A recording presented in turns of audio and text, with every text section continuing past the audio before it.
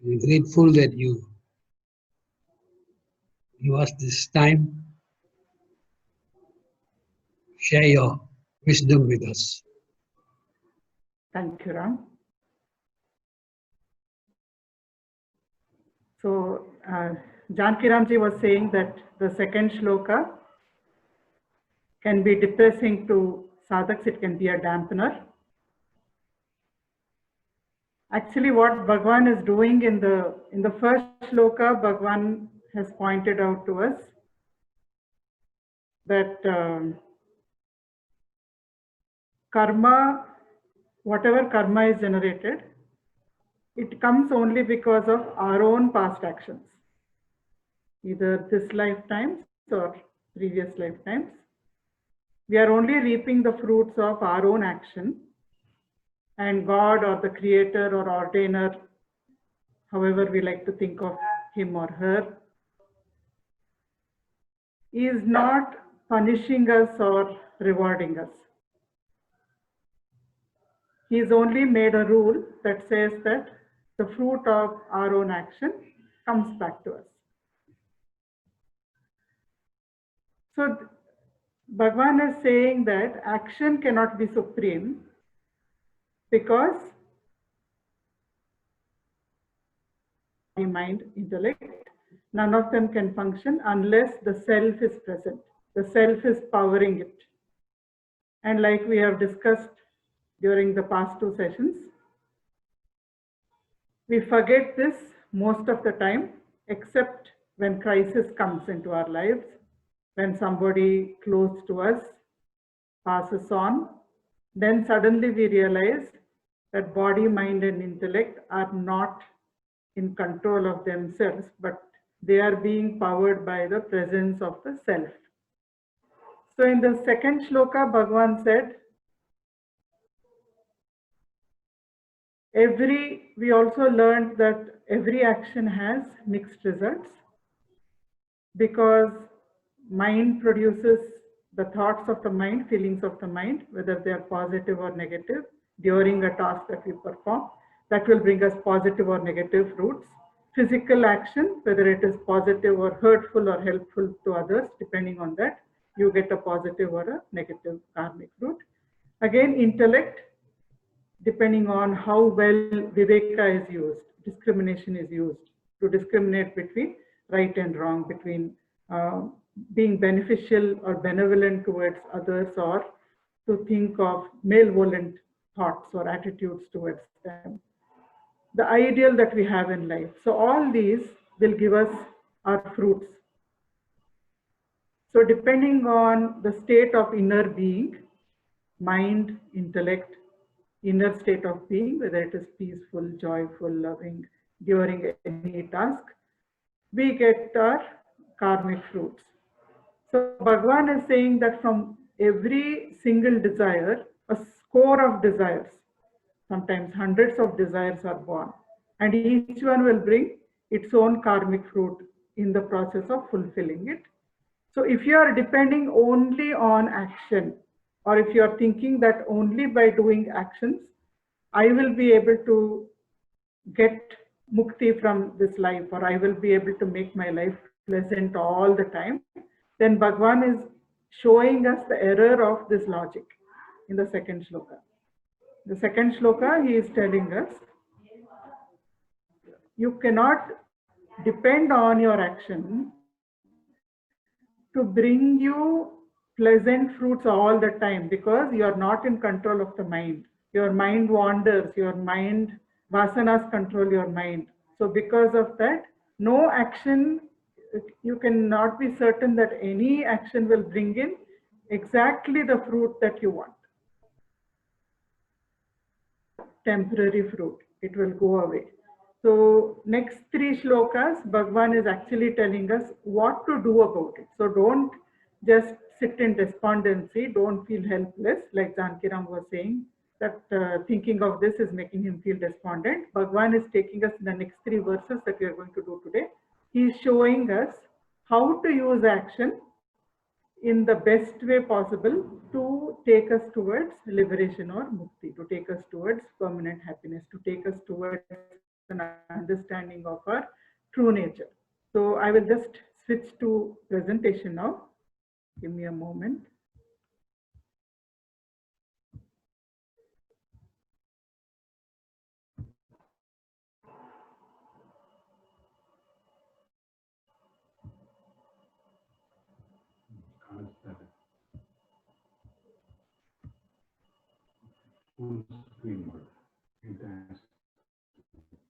Okay, I think now it's visible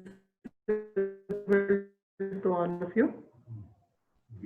Yeah, it's clear better. Let us chant Gurur Brahma, Gurur Vishnu. Thank you so much, Ravi. Let us keep the mic on Guru Brahma, Gurur Vishnu. Asato ma sat kamaya.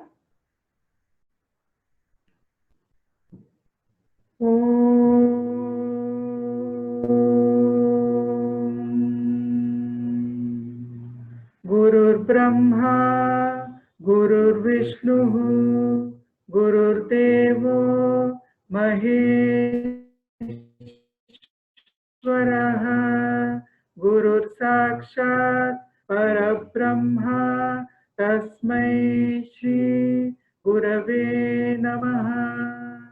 Asato ma Satkamaya, Tamaso ma Jyotirgamaya, Mrityorma Amritam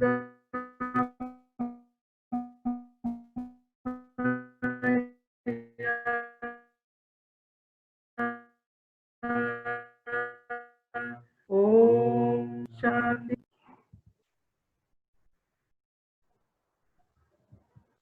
So we are right now dealing with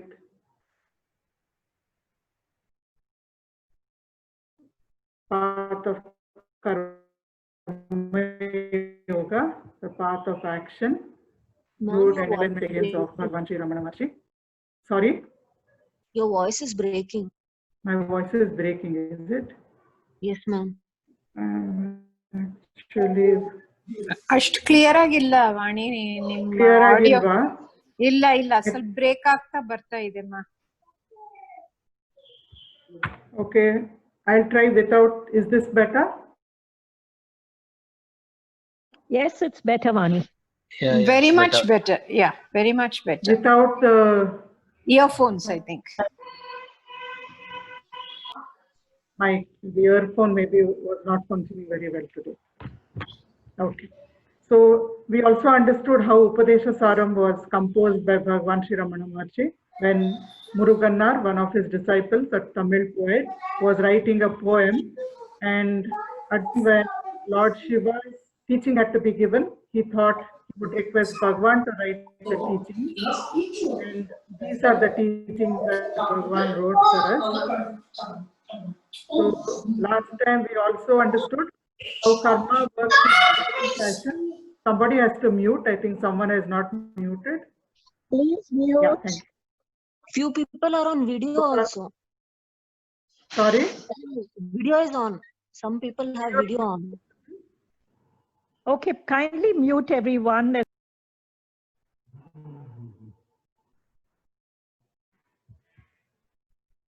So we will now go on to the third shloka of Upadesha Saram.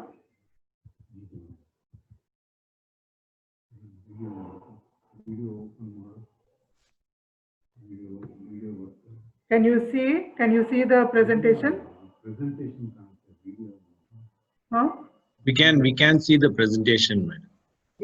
Presentation is clear also. You're also clear. Yeah. Fine.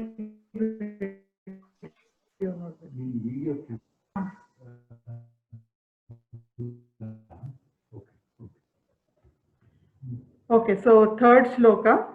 Just before we start, second shloka, we also understood karma acts in two ways. One is from outside through external circumstances or situations. The other is from inside through our karmic residues or vasanas, or what we call conditioning, because each thing that we do will leave behind a footprint.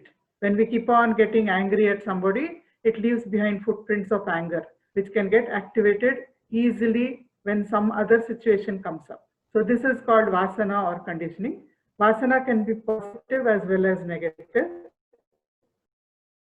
So let us chant shloka 3. Today, in these shlokas, actually, they are very important shlokas because Bhagwan is giving us pointers, very subtle pointers about how to use action, how to go through the self-realization. So very, very practical, very relevant pointers.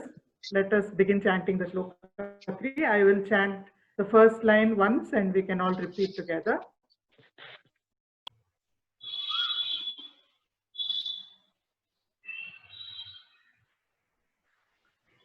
Ishwararpitam chitashodhakam mukti sadhakam Shodhakam Mukti Sadhakam. So Bhagwan is saying, Na Ichchaya Kritam. The second word in the first line, Nechchaya Kritam. It means Na Ichchaya Kritam. Na without, Ichchaya desire. Kritam performing. So performing an action without desire for personal gain, without desire that I should get such and such a result from this, that result should come to me, I should reap the fruit, without this kind of desire. When you perform an action, Ishwararpitam. Alternately, you can also offer the fruit of the action to the Lord, whichever form of God you believe in, or whichever concept of God you have, you can offer the fruit of action to the Lord. In either case, whether you perform it without desire for personal gain, or you perform it as an act of worship to the Lord. Chitta is your mind, Shodhakam purifies. So this kind of action purifies your mind. Mukti Sadhakam. Mukti, liberation. Sadhakam, it becomes a means. So Bhagwan is saying it leads you towards Mukti. It may not grant you Mukti directly, but it will further your progress towards Mukti by purifying the mind. This time also we recollected, the mind is a big problem for all of us. Sometimes we can control it, many times we can't control it. When we are task oriented, usually we can control the mind. We can think through a process, we can follow that process, bring the task to completion. But otherwise the mind goes into idling mode. Mind becomes, it gets controlled by our tendencies, subconscious tendencies, our vasanas. Our conditioning, this will control the mind. So many times it is as though there is a remote functioning. Somebody presses a button, we get angry. Somebody presses another button, we are jealous. Somebody presses another button, we are happy. So we are working on auto mode like a biocomputer. All these vasanas, they make us work on the mode of a biocomputer. They program all our actions. But on one side, they give us the illusion of self-will, that I am free will, I am doing what I want. I have a lot of freedom in making choices. They give us that illusion. There is this OS, there is this computer program, your own past conditioning, our own past conditioning. That is actually making your choices. That is actually making your decisions. Unless we go on very consciously using viveka or discrimination. So, because of this, biocomst of the time is not under our control. It keeps on jumping from one emotion to another, from one tantrum to another, from one thought to another.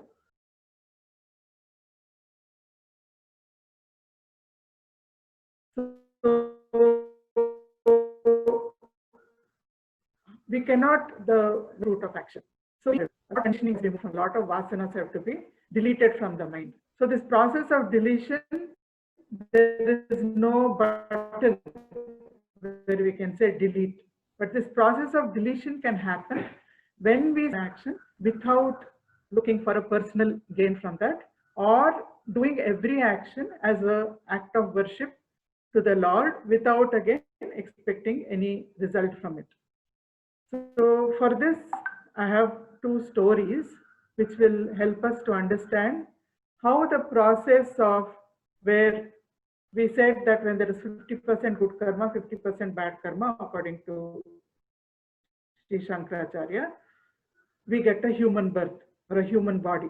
So even in a human body, we have to go through a process of refinement. In the beginning, we are thinking only about ourselves. Then slowly we become other-centered. Then from being other-centered, we understand that the fruit of any action is temporary, and we start looking for something that is permanent, something that is eternal. So this is, for most of us, it is a step-by-step journey. It doesn't happen all of a sudden. For some, it may be a sudden mutational jump. For most people, it is step-by-step. So we will look at two stories. One is a true incident for miser. I don't know, we are stuck with stories of misers. Even last time we were looking at another lady who was very miserly. So now we are looking, the changes, we are looking at a man. So there is this very miserly man living in a village during the times of Guru Nanak. He has earned a lot of money and he has kept it very safe. The only thing that starts bothering him is, okay, I have so much wealth with me, but when I die, what will happen to all this wealth? I want to find out some method by which I can take this wealth with me when I die. So he goes to the priest of the temple in his village. The priest is bathing in the river when he goes, and after his bath he comes out and he says, my son, what can I do for you? So then this miser says, look, I want to take all my wealth. I have a big amount of wealth with me.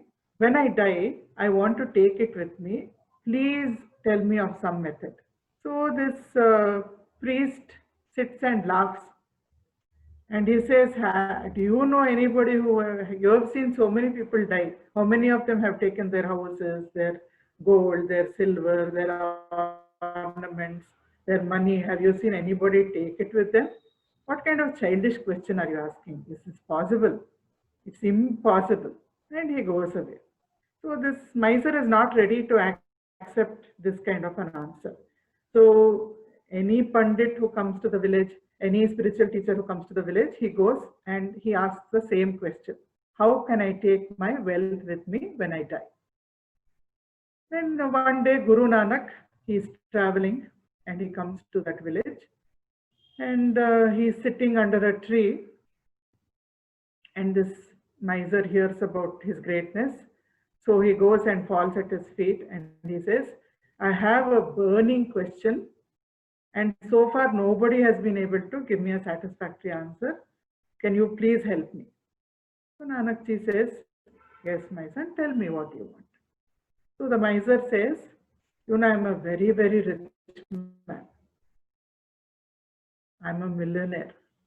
But my worry is, when I die, how can I take this wealth with me? So Nanak says, you have earned this wealth. So therefore it is yours. There should be a way to take it. You have a right to take it with you. And I know of a way where you can take it. But first tell me, have you traveled to foreign countries anytime? The miser says, yes, I'm a businessman. So to buy things, to sell things, I have traveled to other countries. So Guru Nanak says, then in other countries, can you use the currency of your own country? Myself says, surely not. I have to exchange it for the currency of that particular country. So Nanak Ji says, it's the same here, my son. When you die, you can't take this currency there. You have to change the currency. The currency of heaven is called punya, good karmic fruits. So you have to convert all this money into punya now when you are alive here, so that when you die, it will be in an account and it will get automatically transferred to you and you will go to heaven. So this man is very happy.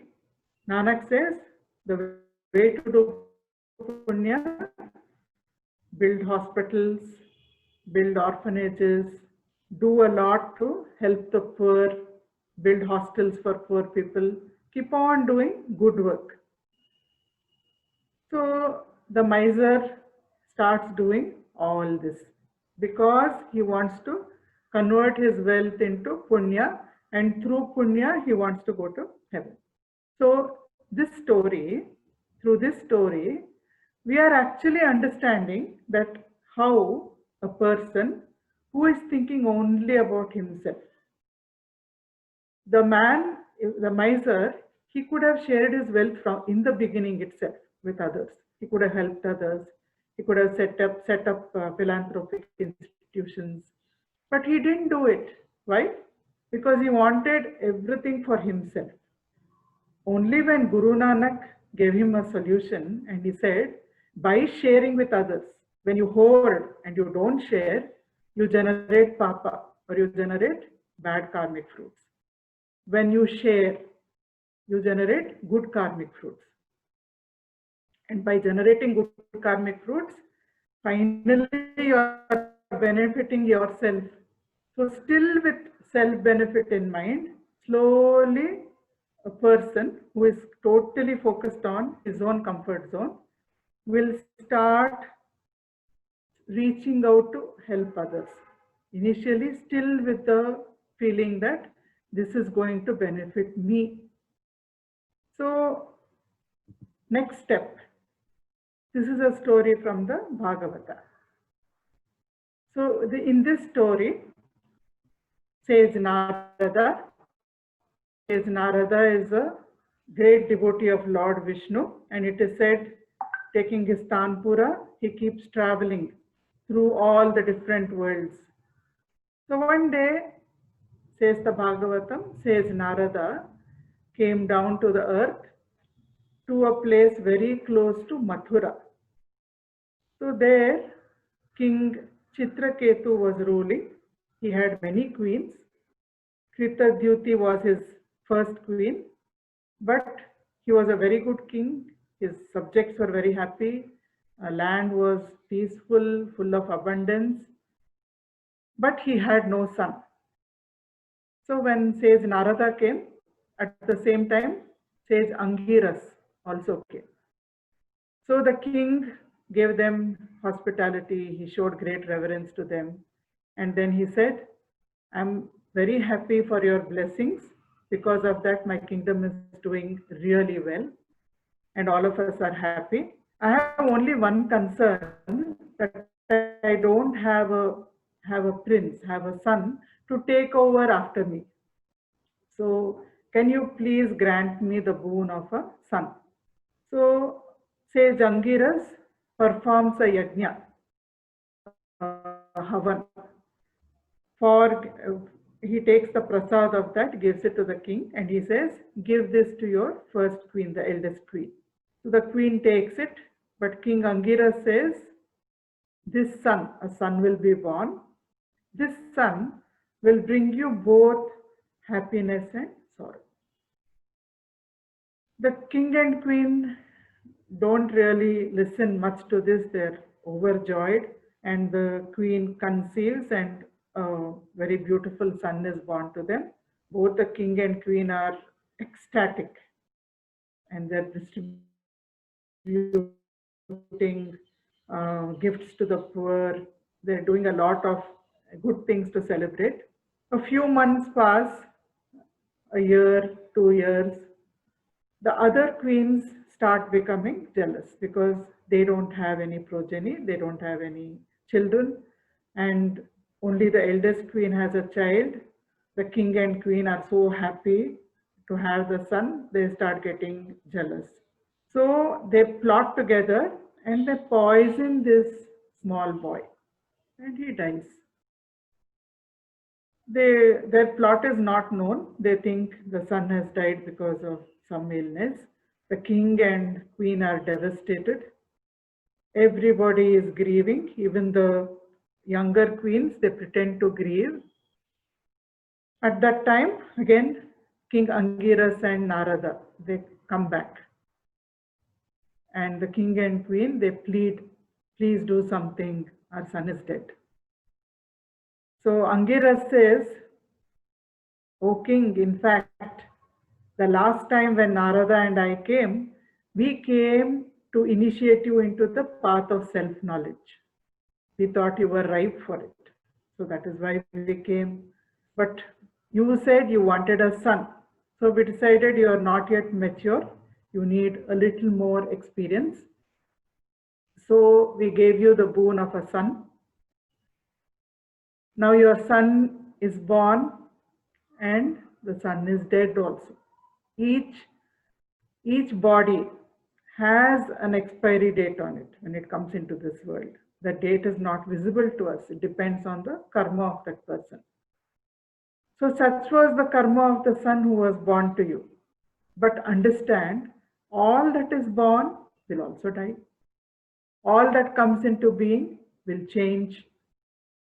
Therefore, don't depend on external things for your happiness. Begin your search for eternal happiness by finding out your own nature, by understanding your own nature. The king he's listening, but he's not yet satisfied. So Narada says, I will call your baby son. So the Jivatma, the part of the consciousness which was identifying with the body of the son, it appears.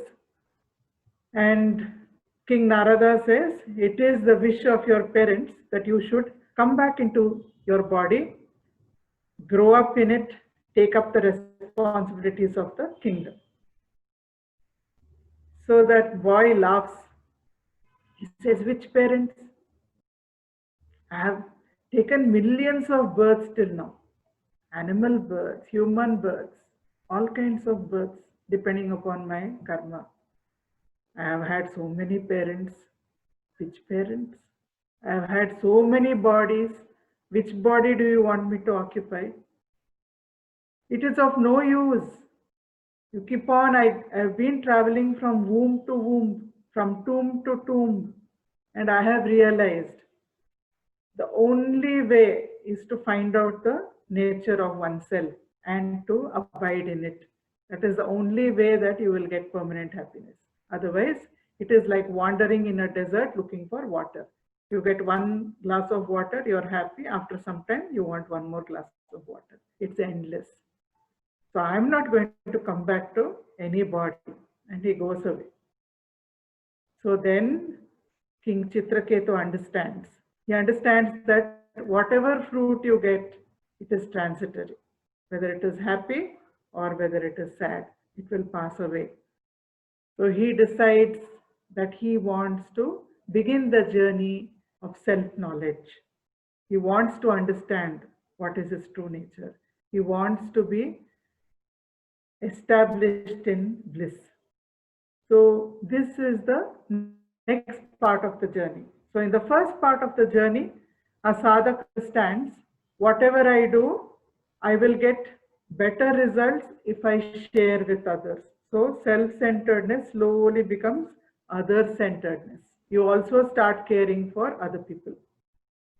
Initially, it is out of selfishness, but slowly, chitta shodhakam, mind starts getting purified. You see how happy people are. You see that something that would have meant a small pleasure to you means a difference between life and death for another person. So slowly mind starts getting purified. But still you are dependent on outer things for happiness, all of us. Then when you start realizing, like Bhagavan says, whatever comes is temporary. It cannot give you permanent peace. It cannot give you permanent happiness. Because you are peace. You yourself are bliss. Why are you looking outside? Why are you simply searching outside for happiness? Look within. Get established in your true nature. So this is the journey through Karma Yoga. So in the Ramayana, once Rama asks Hanuman, Hanuman, you are my greatest devotee. So I have a question. Just define our relationship. So Hanuman says, this is a very famous statement. I think all of you will know it. He says, as the body-mind complex, I am your servant and you are my master. As individual consciousness or the jiva, I am your part and you are the whole. As pure consciousness, you and I are one. So this journey that we are all undertaking, how we think of God, it depends on where we are on this journey. If I'm identifying with my body, mind, and intellect, and I think that is me, only that is me, then I will look upon God also as a form, separate from me, and I will have some kind of relationship. We have Navavidha Bhakti. I can be a servant of the Lord. I can be a friend of the Lord. Lord can be my beloved as he was to Mirabai. Lord can be my friend as he was to Kuchela. Lord can be my son, Vatsalya, as he was to Yashoda. So depending upon my temperament, I can look upon the Lord and have a relationship. But slowly, if I start thinking, I'm not just this body, I'm a reincarnating entity. I have lived in many bodies. I will live in many bodies maybe. Therefore, I'm a tiny bit of consciousness, an individual consciousness called the Jivatma.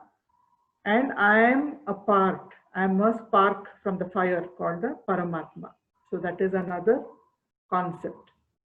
But if I go straight to the root and I say, I am pure consciousness and you are pure consciousness, that means God is also pure consciousness.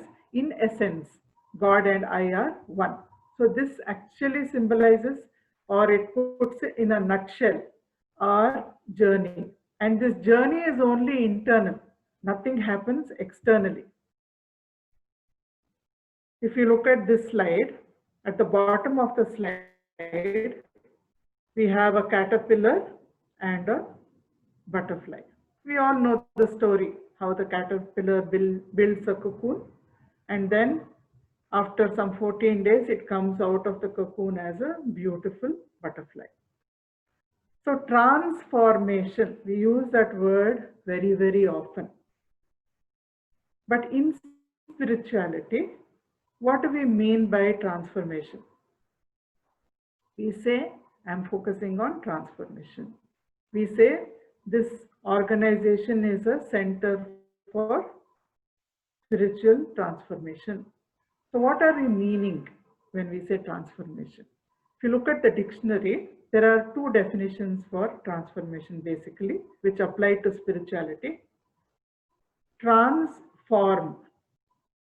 So the form changes, change in form. That is what we see, caterpillar becoming a butterfly. So if we are thinking that spirituality means my body will remain ever young or youthful, it will become glowing, it will become radiant, or this body will become immortal. Then Bhagavan says that is not what we are looking for, because the very nature of the body is that it is born, it changes, and it dies. That is the law of creation.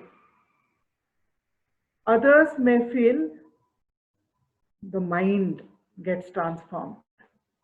Mind becomes, it acquires a lot of supernatural powers. I will become telepathic. I will be able to understand other people's thoughts or read their thoughts. I can move objects using my thoughts, telekinesis, or I can look into the future and I will be able to know what is going to happen in the future. So these are hidden qualities of the mind. It is a potential of the mind, but still we are in the realm of the mind. That means still we are subject to vasanas. So that is also not what we are looking for in spiritual transformation. So this has been struck out. Vedanta gives an example. There are many examples. I have taken only one here. We are walking, it's sort of dusk or early morning. Maybe we are in the garden. Suddenly we see a snake. Naturally, if you see a snake, you're terrified. You don't know whether it's poisonous or not. You don't try to see what it is, but you just want to run away from there. And we run into the house, then other people come, and it's by then it's much brighter, the sun is up, and then you see in the bright light, you can make out it's just a rope. It was looking like a snake, but it's only a rope. And we start laughing. It might have happened to many people. It's a very plausible thing to happen. So here Vedanta is asking us, was there a snake first and then did it become a rope? No, we know that we understood that it was a rope all along, because there wasn't enough light. It looked just like a rope in its stance and its texture and in its size. So we thought it is a rope. So the mind superimposed the form of a rope, form of a snake onto the rope. But the rope was always a rope. So in the same way, Vedanta is saying, Bhagavan is saying, your spiritual transformation, so when it became a rope, what changed was only your understanding. First, your understanding was that it was a snake. Afterwards, your understanding is that it is a rope. And it has been a rope all along.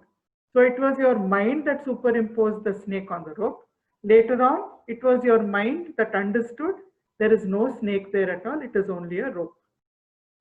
It may still look like a snake in the dusk. It may look exactly like a snake in the dusk. But you are not going to be fooled again, because you have understood it is a rope. So Bhagavan is saying, when you understand that this body, mind and intellect, that is not you.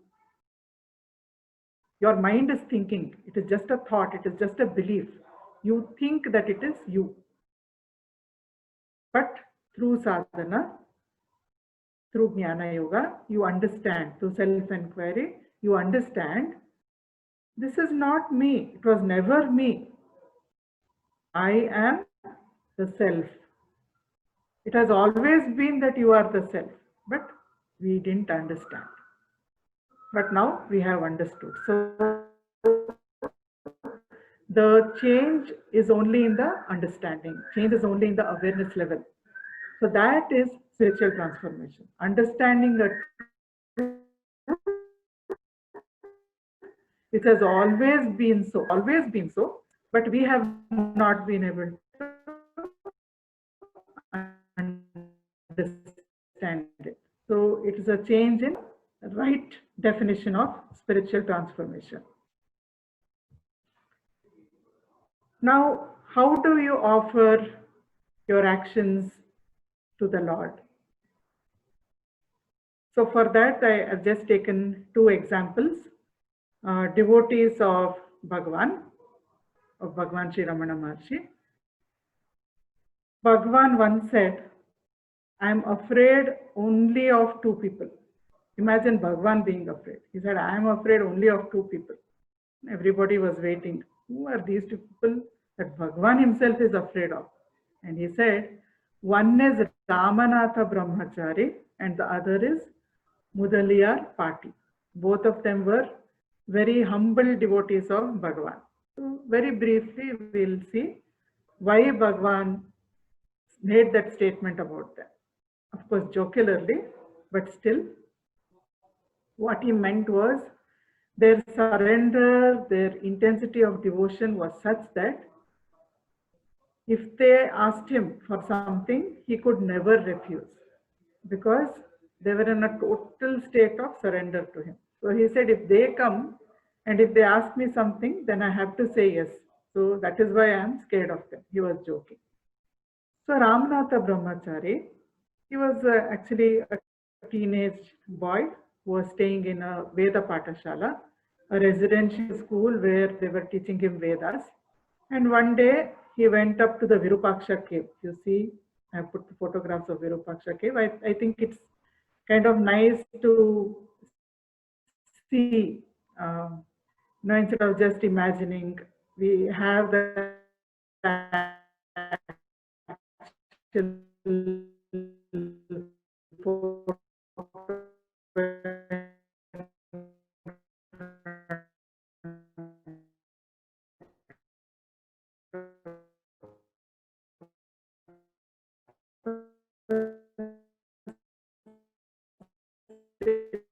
makes it story much more real. So met Bhagavan. From that day, he was convinced Ramana is my master. So he, with Ramana's permission, he left the Patashala. He would go every day to learn, but he shifted his place of residence to Virupaksha cave. Because he was not staying in the Patashala, he would not eat there. He was given free food there, but he refused that. He would go into the town, beg for food, bring it to the cave, up the hill, sit and share with Bhagavan. Bhagavan's mother also came to live with him at that time. So he would do chores like washing dishes, washing her clothes, cleaning the cave, outside, inside, all such tasks he would undertake. Then one day, his devotion was very intense. So as he grew up, he lived there and he grew up. And Bhagavan told him, Ramanatha, you are enlightened.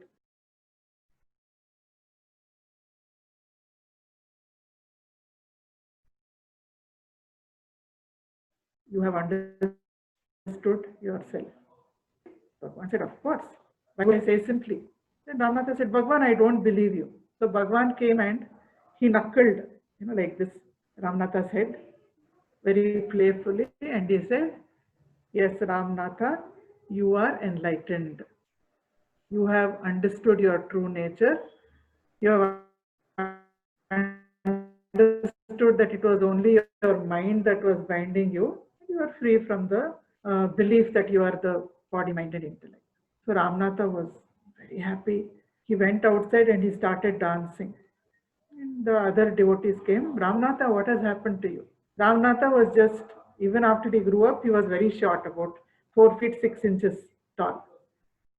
So he was like a general pet to everybody. And people came and said, what happened, Ramanatha? Why are you just jumping around like this? So Ramanatha said, Bhagavan touched my head. To him, the fact that Bhagavan touched his head was much more important than the fact that he was enlightened. So such was his devotion. He didn't serve only Bhagavan. Bhagavan says the amount of selfless service that Ramanatha did is amazing. Many foreign visitors had come to the ashram. They didn't have a place to stay. So Tiruvannamalai, and huts were built there and many devotees stayed there. So Ramanatha would go to Palakottu and he would tell all these devotees, you don't simply waste your time. You have come here from other countries, you have come here from other places, or you may have come from this place, but your purpose is to spend time with Bhagavan and get self-knowledge. So all of you go to the ashram, sit in front of Bhagavan, and then he would sweep their huts, he would make it clean, he would put oil into their lamps, he would cook their food sometimes, he would wash their dishes, he would go into the town. He didn't have a bag or anything, he was a poor boy. He would fold up his dhoti, fill it with all the things that these people needed, all the provisions, bring it and put it in their huts. And then he would go to the ashram and still manage to spend some time with Bhagavan. So he never felt that he had done anything for anybody. He never felt that he needs to be rewarded for his actions, or people should recognize him, or people should say thank you. He had absolutely no expectations.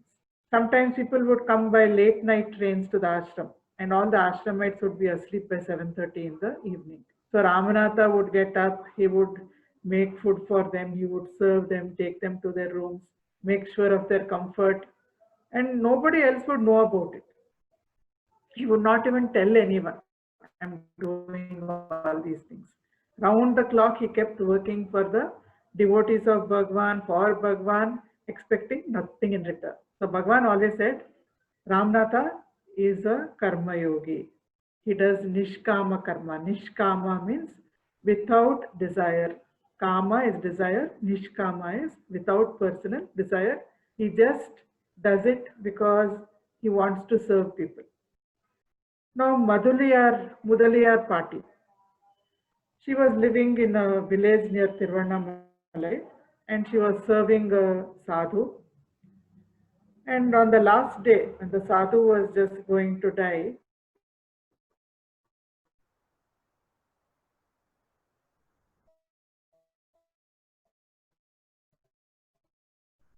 Party asked him, Party means the name by which that sadhu, now you are leaving your body, whom will I serve henceforth?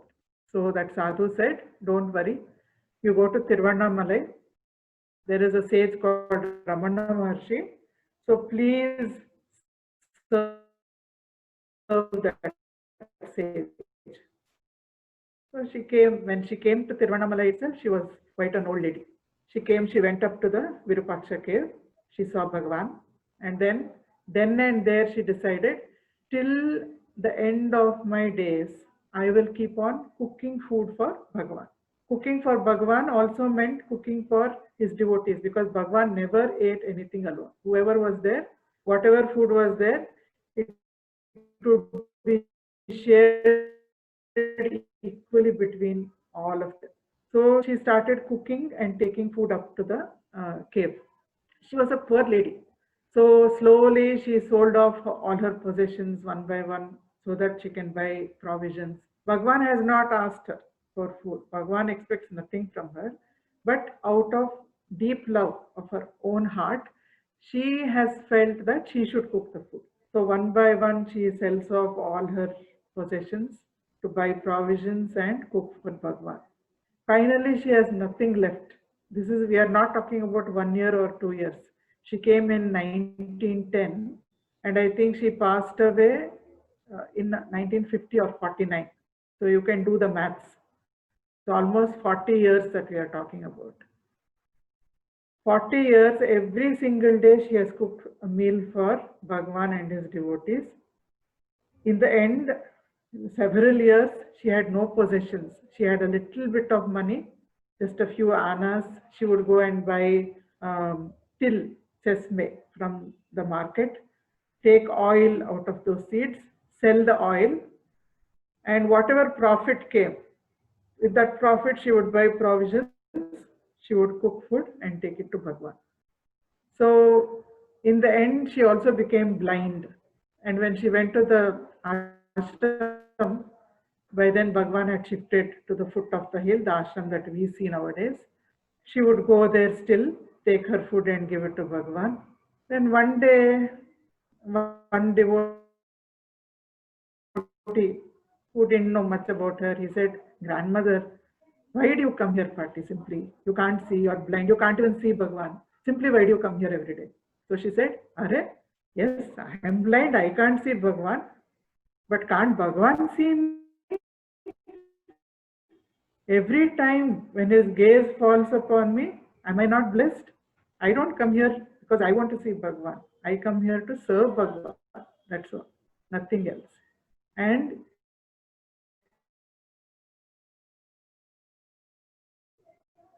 so even on the last day of her life, she cooked a meal.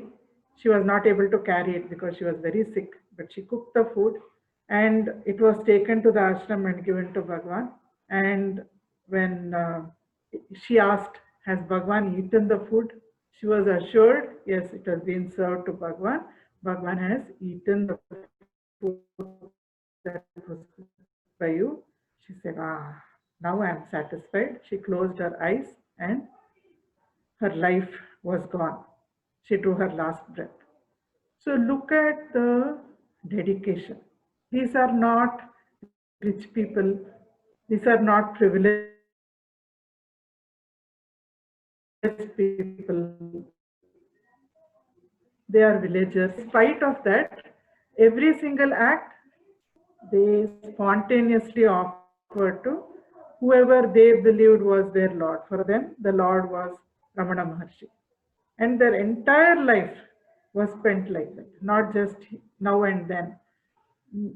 People may give to charities when they remember, or when somebody comes and asks, or because they have said, "This much I will give every year or every month or something." But here, these people didn't even bother about themselves. There was no thought about their own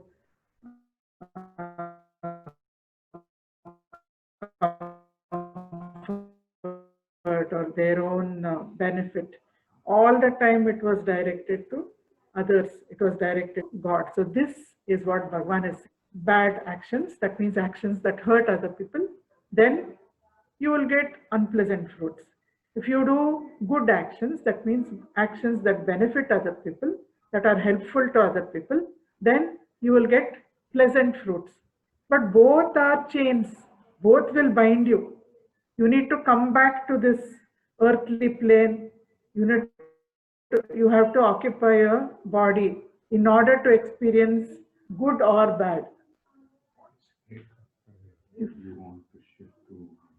Is it audible?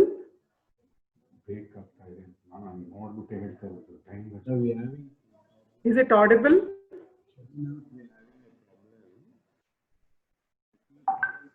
Can somebody tell me whether the voice is clear? Sometimes your voice is not audible, madam. Shall I shift the place? Will you give me 1 minute to just shift? Okay, madam. Yeah. Okay.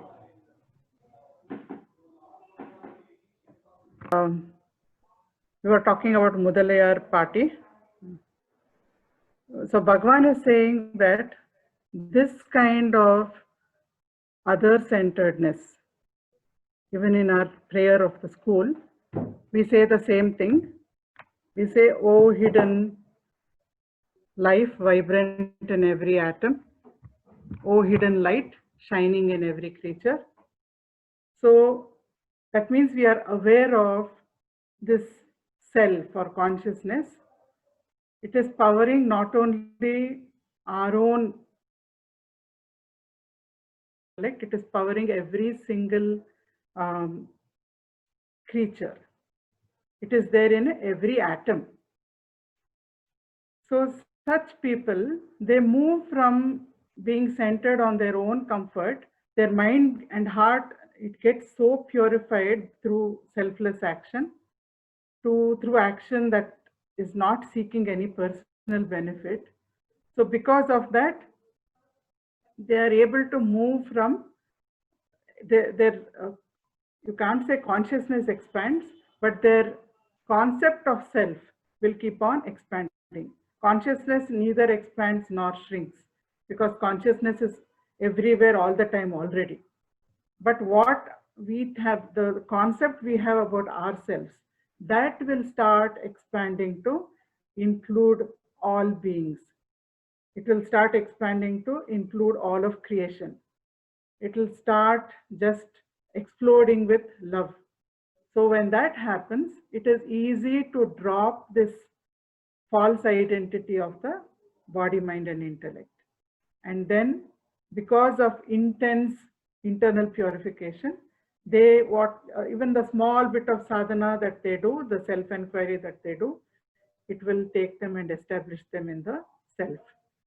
So this is what Bhagavan is telling us through the through the third shloka. How are we doing for time? What's the time now? 7:05. It is 7:05. 7:05. Okay. So let us chant the fourth shloka together. I'll chant first, we can all repeat. Kaya vangmanaha karyamuttamam, Kaya vangmanaha karyamuttamam, Pujanam japa chintanam krama, Pujanam japa chintanam krama. So Bhagavan is saying, Kaya, Vak, Manaha. Kaya is the body, Vak is speech, Manaha is the mind. Karyam Uttamam. So in that order, whatever we perform, the action we perform through the mind is better than the action we perform through speech, which is better than the action that we perform through the body. So he's giving us a scale for sadhana. Many of us may have thought, which sadhana is the most powerful? Which sadhana should I focus on? Which will take me closer to the goal quickly? So these are all thoughts I'm sure we've all had at some time or the other. So here Bhagavan is saying, Pujanam japaha chintanam kramat. Pujanam, any kind of ritual which is performed using the body. Japaha, chanting a mantra using speech. Chintanam. Chintanam can also be contemplation, but chintanam in this case also means meditation.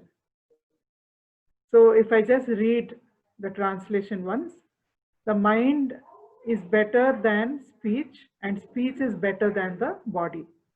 Puja is performed with the body, japa with speech, and meditation with the mind. Meditation is better than japa, and japa is better than puja. So Bhagavan is not saying give up puja. Many of us may be having the habit of performing a ritual in the morning or evening or whatever time suits us. We may have a favorite deity. There may be a form that is very beloved to us. So we may get the question, then should I drop it? No, we need not drop anything. But Bhagavan is saying, be aware that whatever you do through the body, it has power. But what you do with the speech, because it's a subtler instrument, is more powerful than what you do with the body. And mind is a even subtler instrument. So what you do with the mind is powerful than either of the others. So this is a scale he is giving us. So if we just look at this, if you look at the physical world, on the left, at the top, I have put a picture of mechanical energy. That means a blacksmith using a hammer and an anvil. That also generates a lot of energy. It can do a lot of things. It can shape iron into usable articles for us. It is useful. Compared to that, below that, we have a electric turbine. So this produces electrical energy, which is more powerful. It can power very big apparatus or very big equipment. Below that, we have the picture of an atom. So we have nuclear energy. By splitting an atom or through fission of an atom, we can generate much more energy. So the subtler, the more powerful it is. On the right hand side, we have dinosaurs. We would have seen a movie called Jurassic Park, where once again dinosaurs came, from the DNA in a mosquito which was found in a fossil, and there was an egg and the eggs hatched and dinosaurs came. And they created a lot of ravage. But today, if we look, I think this coronavirus is a very familiar picture now. If a few dinosaurs came to the earth, I think we have enough equipment, we have helicopters, we have weapons. Maybe we could have dealt with them much more easily than we are able to deal with this tiny virus on the head of a pin. We have these small pins, stationary item. On a pinhead, you can put about 50 million viruses at a time. That's how small they are. But if you just see how they're holding up the entire world to ransom right now. They've changed our whole life. So even in the physical universe, what is small, what is subtle, has more power than what is big. It can transform, it can bring about a very big transformation. Either in the case of corona, probably mostly negative, but it may be doing good things which we don't know. But in the case of sadhana, we are talking about good things, good transformation. So here, if you see, I've just created a sort of pyramid. At the bottom of the pyramid, we have havans being performed or puja being performed. Then above that, we have japa, and then we have swadhyaya, manana, that means contemplation, chanting and contemplation. And then at the very top, we have meditation. How to do japa, how to do meditation. Again, in future shlokas, Bhagavan gives us very detailed guidelines. Which kind of japa is the most powerful? Which kind of meditation is the most powerful? How should we perform meditation? Right now, he is laying the foundation for us to understand which kind of sadhana is more effective. But when any sadhana becomes unnecessary for us, it drops away on its own. So we need not, if you are very fond of some kind of sadhana, which doesn't figure at the top of this particular pyramid, it doesn't mean Bhagavan never expected anybody to drop their sadhana. When somebody who had been doing japa for a long time, they came to Bhagavan and asked Bhagavan, Bhagavan, I've been repeating this mantra for a long time. What more sadhana should I do? If that person was benefiting from that sadhana, and he or she would be better off doing that sadhana at that time, then Bhagavan would simply say, yes, that sadhana is very good, you keep on doing it. So he didn't tell anybody you stop doing puja or you stop doing japa, but some people he would gently guide. Someone who was ready, he would take them in a transition. Once a person came and asked, so Bhagavan said, continue your japa, but each time you repeat the mantra, be aware of who is repeating the mantra. Till now you are focusing on the repetition of the mantra itself. Maybe Om Namah Shivaya, or maybe Om, or whatever the mantra that you are saying. Instead of being aware of the mantra, keeping your attention all the time on the mantra, shift your attention to who is aware of the mantra. So what happened? He's shifting that person very slowly he is making him transit from Japa Yoga to Atma Vichara or self-enquiry, because he is making him aware of the witness. So this is the way Bhagwan would guide. He would never make drastic changes, or he never condemned anybody for whatever sadhana they were doing. He only said, if that becomes unnecessary for you, it will drop on its own. It will drop, just like a dry leaf drops from a tree. So don't get into conflict mode, but be aware that this is the scale. So this is the last shloka we are going to do for today, and it is also the last shloka in Karma Yoga, 5th shloka of Upadesha Saram. I will chant, we can chant together. Jagata Ishadhi Yukta Sevanam, Jagata Ishadhi Yukta Sevanam, Ashtamurti Bhrat Deva Pujanam, Ashtamurti Bhrat Deva Pujanam. So, Jagata Ishadhi Yukta Sevanam. Look upon the entire Jagat or the world as being permeated or pervaded by divine energy. Ishadhi Yukta Sevanam. Serve the Lord, as serve the world, because the world is the manifestation of the Lord. The creation has come from the Creator. The Creator is immanent. He is present in every atom of creation, in every creature of creation.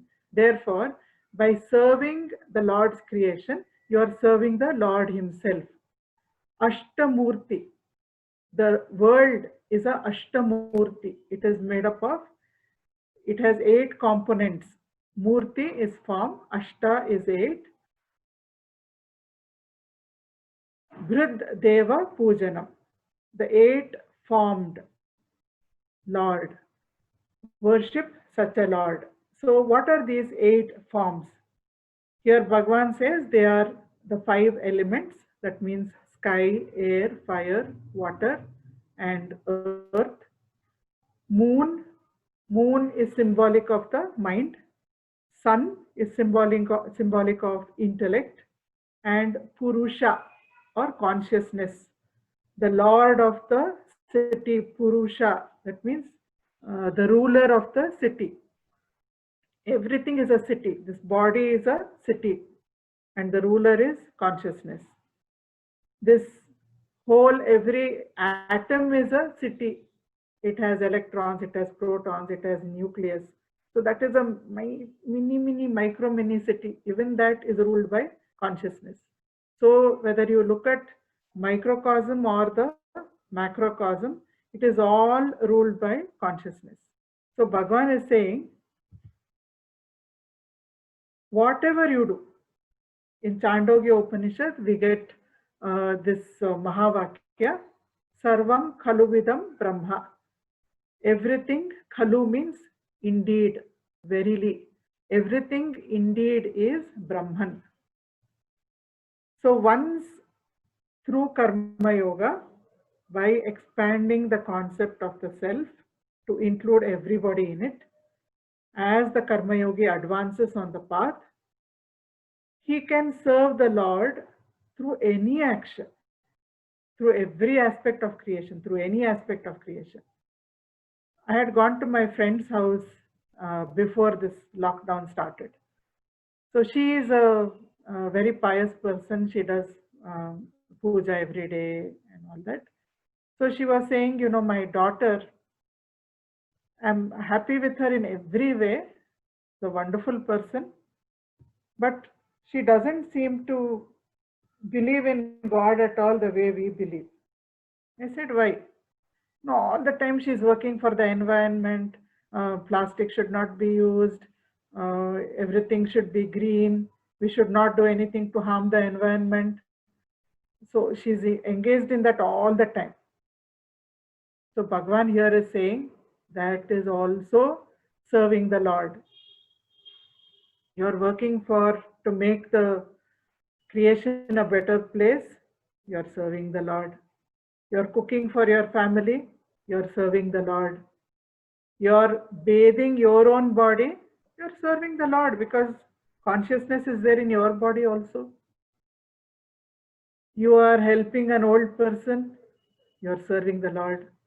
You, through your profession, you're offering service in different ways to society. You may be a doctor, you're treating patients, especially in things like this, it is so vital. Or you may be a lawyer or a judge, you're fighting for justice. You may be a mason, you may be a gardener, you may be anybody. You may be engaging in any activity.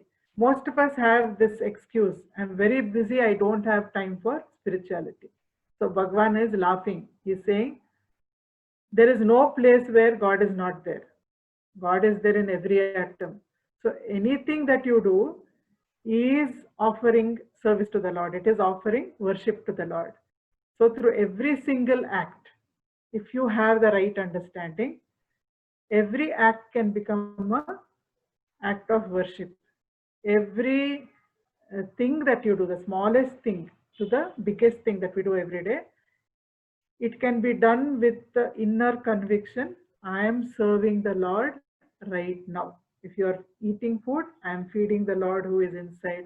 If I am serving somebody, I am feeding the Lord who is in front of me. So it just, again, the flip is only in the understanding.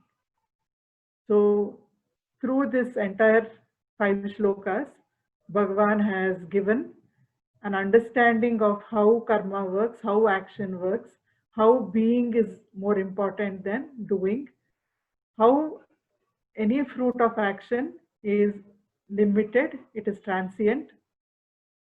We get mixed bags of karma, and karma itself, understanding it, you can use it if you perform acts without expectation of personal benefit, or if you do it out of total love and devotion to God, expecting nothing else from it. It can liberate you from the chain of future karmic fruits. Whether we get good karma or bad karma, we understood it limits us, because we have to come back to this body to enjoy those fruits. And in the period of enjoyment, we may produce more fruits.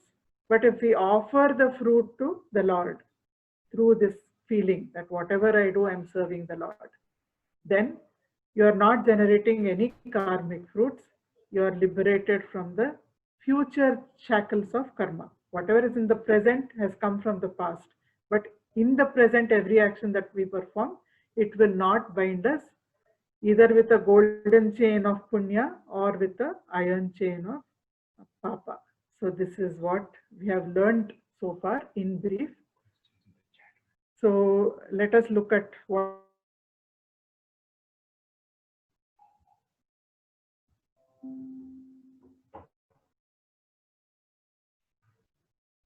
stop sharing. Okay.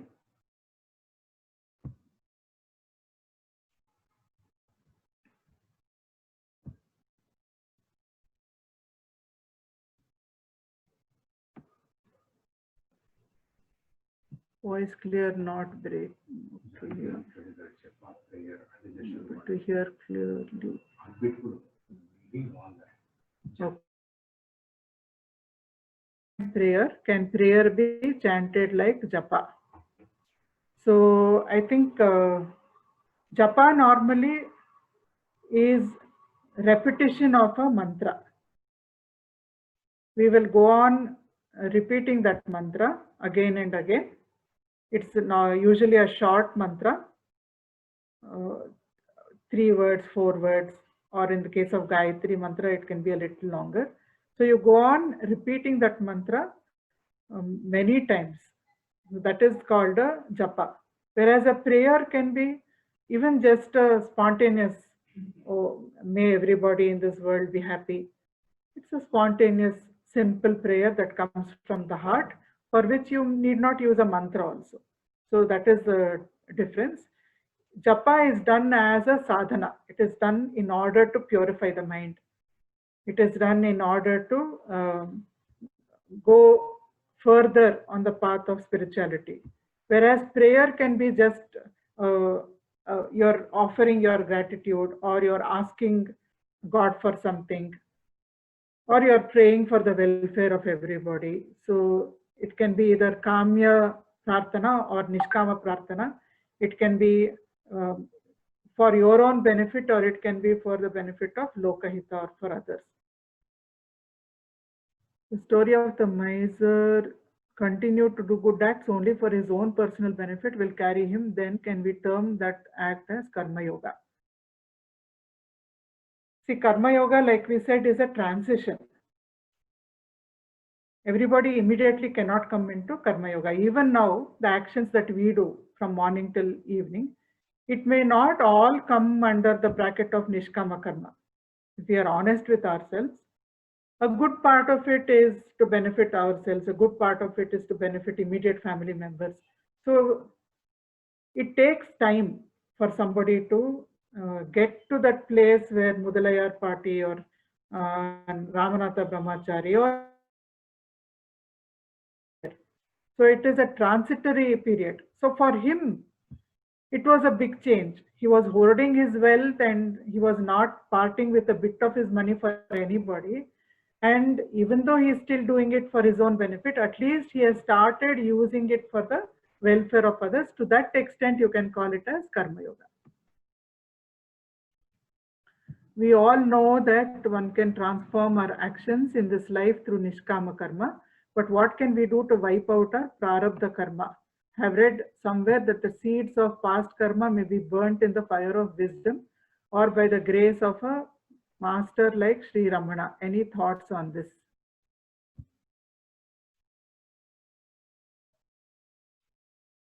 If we look at an astronaut who is in space, he has to be very careful because there is no gravity. He is just floating in space.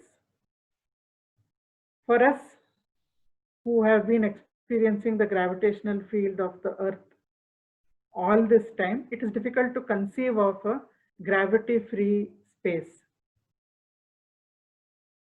So Prarabdha Karma is providing only the, what shall we say, the location, the setting. But the happiness or unhappiness that comes from facing different situations, it comes from the turbulence within us only. We like something, we don't like something. We are happy with something, we are not happy with something. We want something, we don't want something. So in Kannada, Badukkidu Jataka Bandi, DVG has said.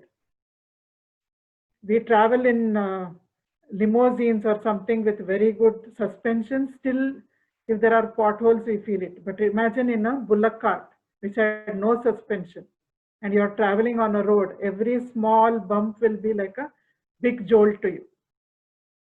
So when we are depending on external circumstances and we allow the mind to interpret what is happy, what is not unhappy, we are totally bound by gravity. Just however much I jump, I may be a big high jumper. I jump, but I have to come back to earth again and again. But grace is external, grace is also internal. When my mind starts becoming more and more equipoised, if you look at the story of the king and the queen and the baby prince, Chitraketu. As long as he is dependent on external circumstances, he is unhappy. But once he realizes he himself is bliss, that is grace. So for that grace to happen, a master like Ramana Maharshi can show the way. He will say, look inwards, understand your true nature, do this, it will help you. But actually walking the path we have to do. So our own grace is very, very essential for this. So we have to make up our minds. We should be consistent in this. We should not keep on slipping and sliding from the awareness of what is the self. Vedanta has told me what is the self. Ramana has told me what is the self. I have intellectually understood.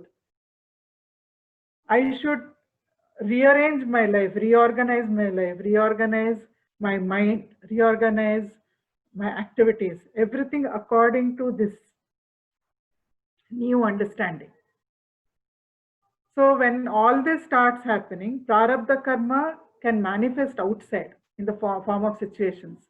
But inside, if I am equipoised, inside, if I have understood whatever is coming is a fruit of my past action, but I am bliss. I am not this body, mind, and intellect. Whatever happens to this, it does not affect me internally. Then, even if prarabdha keeps manifesting, internally the experience is only bliss. So Bhagavan says this is the best way in which you can not stop prarabdha, you're not interfering with it at all, but internally you're not affected by what is happening outside. You're playing your role very efficiently, you're doing everything that needs to be done, but you're unaffected by the prarabdha that is manifesting outside. So that is what Vedanta and Ramana say about this. Though Ramana Maharshi is not here, can we still take him to be our guru, or do we necessarily have to have a living guru in the present? We can take Ramana as our guru. We need to feel that bonding. We need to feel that whatever he is teaching us is the right thing for us. We need to feel that affinity, that love. Then we can take Ramana or any Ramakrishna Paramahamsa or anybody as our guru. At some point in our journey, we will require a living guru also. When that point comes, because when a living guru comes, we can clear our doubts, we can talk to him, he can guide us. When that requirement comes, it will happen. If we are very sincere in following the teachings, if our surrender is 100%, then automatically when the right time comes, if there is the need for another living guru, that guru will walk into our lives on his own or on her own. So definitely we can surrender to any guru, even if that guru is not taken a physical form, we can surrender to that guru and begin walking the path, and things will happen in the way that is the best